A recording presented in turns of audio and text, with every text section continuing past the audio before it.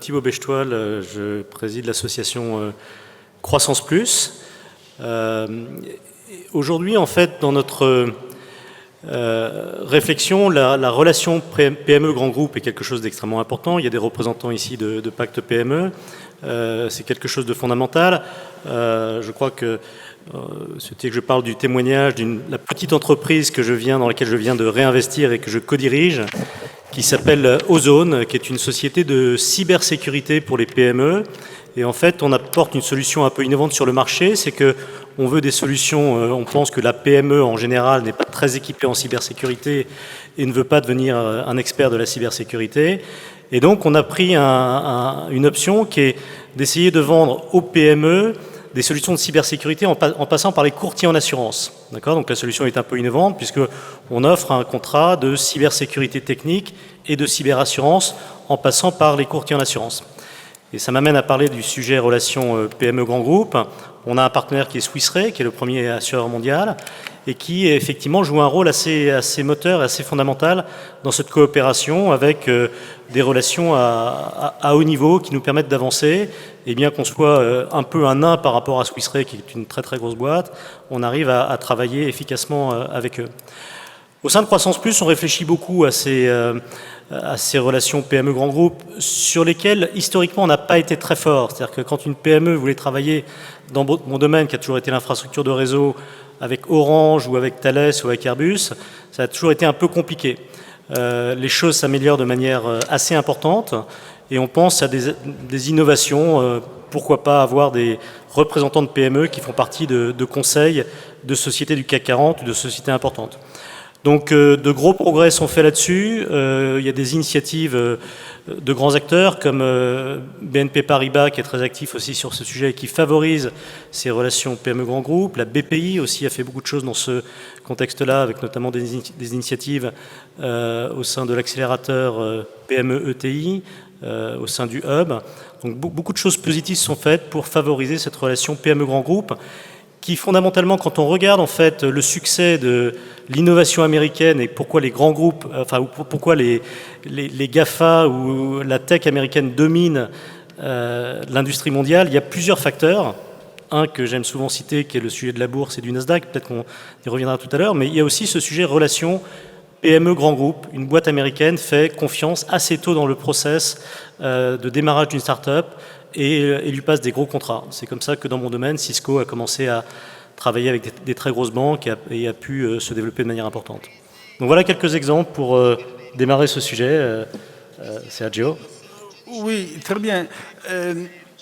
Ce matin, on nous a illustré plusieurs dispositifs français pour appuyer le développement des entreprises pour flexibiliser les systèmes économiques français.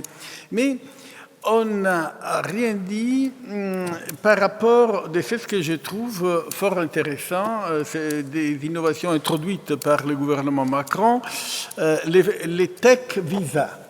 Moi, je pense que dans le monde d'aujourd'hui, l'investissement suit les talents.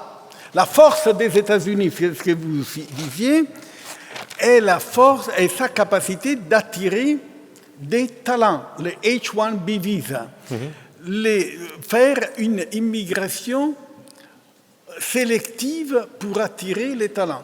Le président Macron a innové en matière d'immigration avec les tech visa permettant. Et je pense que ça, c'est quelque chose de très important. Si l'Europe veut devenir comme une start-up nation, doit bien être capable d'attirer, pas seulement, comme le disait le Premier ministre Rocard, toute la misère du monde, mais elle doit attirer tous les talents du monde. Et je pense que cet aspect-là, qui est innovatif du président Macron, n'a pas été évoqué ce matin. Est-ce que vous voulez toucher un mot là-dessus ? Oui, c'est une initiative intéressante, parmi d'autres. Je pense qu'on attire plus de talents aujourd'hui. Après, c'est vrai que depuis le mandat de Macron, je crois que vous m'aviez demandé de faire un petit bilan très rapide à mi-mandat. C'est vrai qu'on considère que... Alors, Croissance Plus, c'est une association apolitique, je m'empresse de le préciser, donc on regarde plutôt les faits. Mais si on regarde la quantité de mesures qui ont été prises, qui sont plus business-friendly que le précédent mandat, il y en a beaucoup. Il y a la suppression de l'ISF, remplacée par l'IFI, la flat tax, les baisses de charges, la loi Pacte qui améliore la transmission. Donc il y a un climat très favorable. Ce Tech Visa est un élément parmi d'autres. Je ne dirais pas que c'est l'élément fondamental, mais il joue un rôle intéressant. Voilà, donc un climat extrêmement favorable pour le développement de l'entrepreneuriat en France. On a, ceci dit, toujours un problème de faire, le sujet a été évoqué tout à l'heure, de grandes sociétés. Il y a encore un manque de savoir-faire. Passer à l'échelle pour nos industries, ça demande d'autres choses. Et à nouveau, je reviens là-dessus, c'est les États-Unis ont ce savoir-faire. Il y a deux choses, en fait, qui sont souvent pas vues par les gens qui analysent l'écosystème tech européen ou français. La première, c'est que en fait, dans la Silicon Valley, vous avez un financement absolument très important par la commande publique. Donc quand l'OMC vient mettre la possibilité de mettre des amendes sur des sujets de subventions par Airbus, en fait, la réalité, c'est que le Department of Defense américain est un très gros financeur de l'industrie tech américaine. C'est la première chose. Et la deuxième chose, excusez-moi de revenir là-dessus parce que je pense que c'est fondamental, c'est quand on regarde aussi stratégiquement sur 50 ans, le Nasdaq a joué un rôle absolument fondamental sur le succès de l'écosystème américain. Pourquoi ? Parce qu'en fait, tous les gens que je rencontre depuis que je suis président de Croissance Plus me disent qu'il faut plus investir, il faut susciter l'investissement. Mais l'investissement ne vaut que s'il y a une exit. En Europe, l'exit est bouché. Il y a peu d'exit. Alors, il y a des gens d'Euronext ici qui me diront peut-être le contraire, mais quand on regarde à un niveau macro, on n'a pas cette efficacité de rotation du capital américain. Une boîte qui s'introduit sur le Nasdaq à 10 milliards, elle peut lever 1 milliard avec 10% de dilution de son capital, et c'est là où elle remporte la bataille mondiale. La deuxième chose, c'est qu'une boîte qui s'est cotée sur le Nasdaq devient un consolidateur, donc autre exit. Ensuite, ça crée des entrepreneurs successful qui deviennent business angels, etc., etc. Donc il y a ce cercle vertueux qui est absolument fondamental. Donc oui, le Tech Visa joue un rôle.